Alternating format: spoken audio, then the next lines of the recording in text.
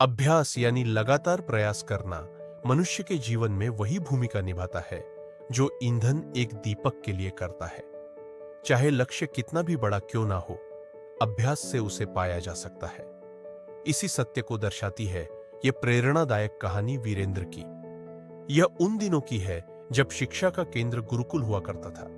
वहां विद्यार्थी केवल पुस्तकों से नहीं बल्कि सेवा, अनुशासन और जीवन के व्यावहारिक पक्षों से भी ज्ञान प्राप्त करते थे।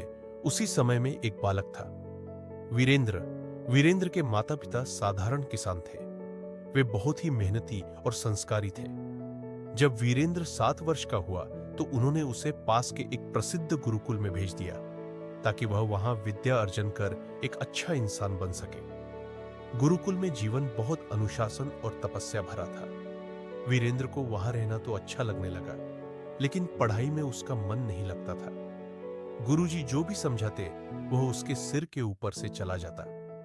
धीरे धीरे उसकी कमजोरी सबके सामने आने लगी। उसके सहपाठी उसका मजाक उड़ाने लगे।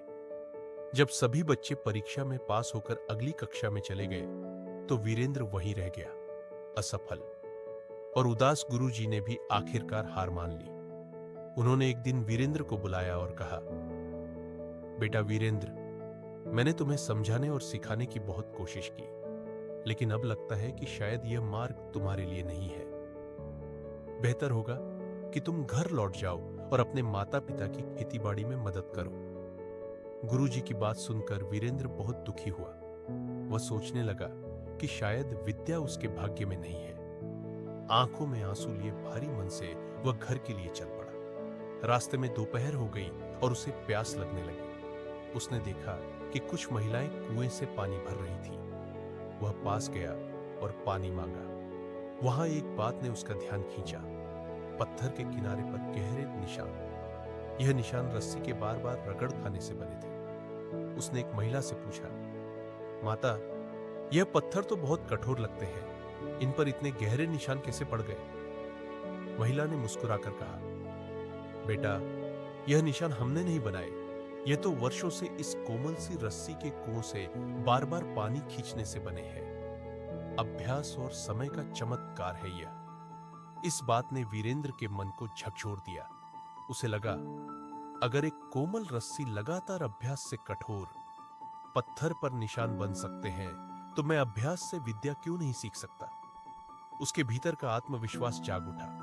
अब वह खुद को कोसने की बजाय सुधारने के लिए तैयार था। उसने ठान लिया कि चाहे जितना समय लगे, वह अब अभ्यास से ही अपनी कमजोरी को ताकत बनाएगा। वीरेंद्र वापस गुरुकुल आया। गुरुजी हैरान हुए। तुम वापस क्यों आए हो वीरेंद्र? वीरेंद्र ने विनम्रता से कहा, गुरुवर, मुझे अब समझ में आ गया है कि अभ्यास ही सफलता है की कुंजी है। कृपा करके मुझे एक और अवसर दें। मैं पूरी मेहनत और लगन से पढ़ाई करूंगा। गुरुजी ने उसकी आंखों में नया आत्मविश्वास देखा।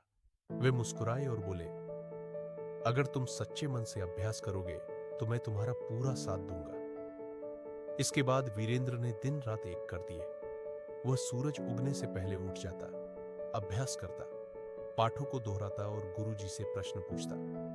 भले ही उसकी प्रगति धीरे हो, लेकिन वह थमता नहीं था। वर्षों के अभ्यास ने उसका कायाकल्प कर दिया, पलट कर दिया। जहां पहले उसे अक्षर समझ नहीं आते थे, अब वह जटिल संस्कृत ग्रंथों को भी समझने लगा। गुरुजी उसे देखकर गर्व से भर उठे।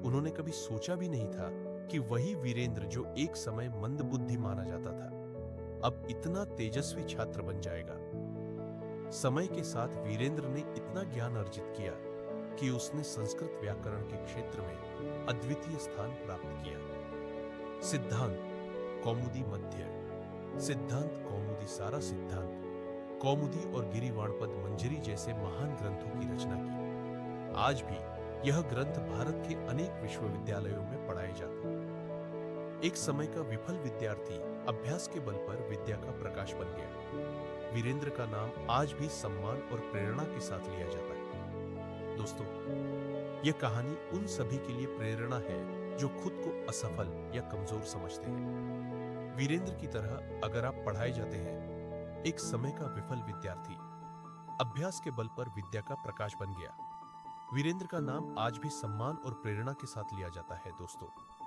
यह कहानी उन सभी के लिए प्रेरणा है जो खुद को असफल या कमजोर समझते हैं। वीरेंद्र की तरह अगर आप भी अभ्यास के मार्ग पर चले तो एक दिन आपके नाम की भी गूंज होगी। तो याद रखिए, कर्म से बड़ी कोई पूजा नहीं,